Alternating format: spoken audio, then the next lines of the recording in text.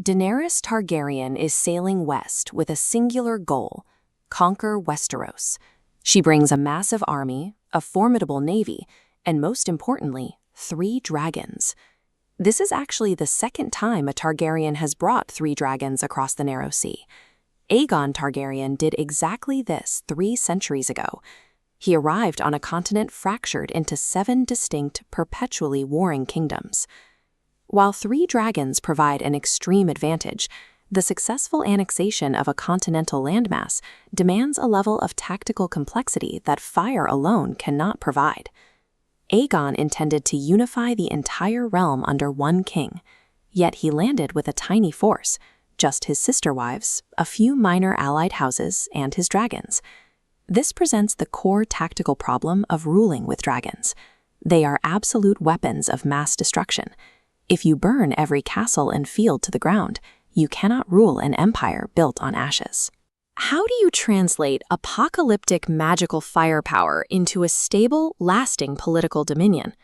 To take the continent, Aegon first had to prove that standard medieval warfare was obsolete, starting with static defenses. King Harrenhal ruled from Harrenhal, relying on tremendous, incredibly thick stone walls designed to repel any traditional siege. Aegon bypassed the walls.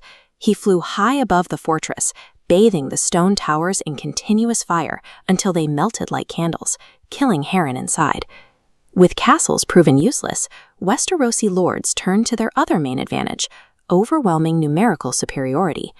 This chart shows the threat Aegon faced: over 50,000 combined enemy troops, dwarfing his small host.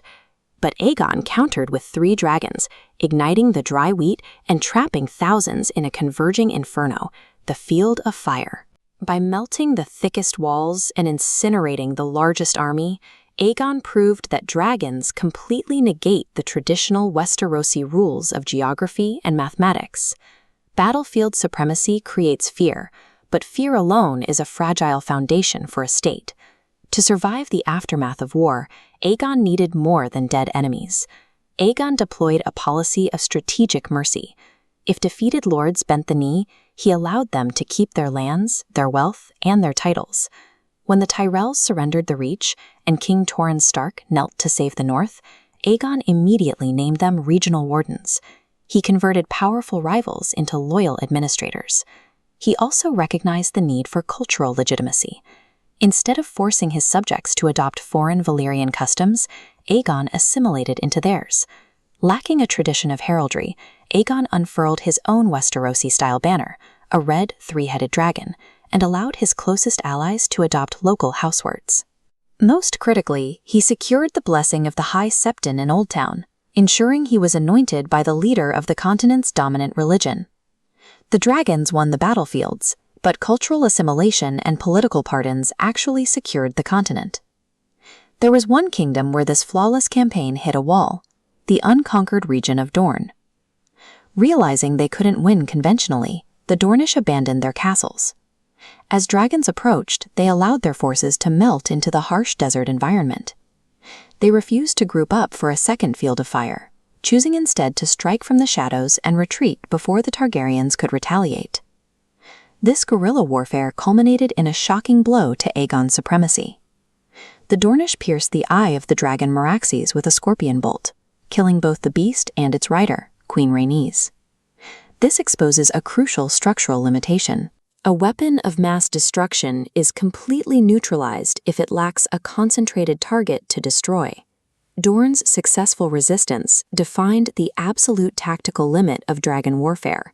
They remained independent for over a century, forcing the Targaryens to rely on diplomatic integration rather than conquest.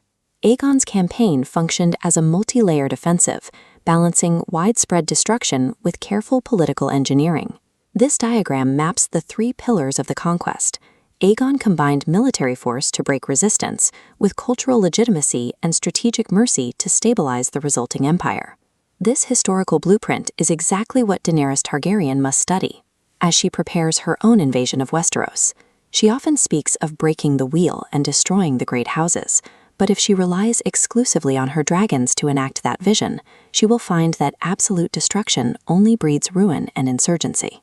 To truly conquer Westeros, she must recognize that while dragons can break the wheel, diplomacy and alliances actually build the throne.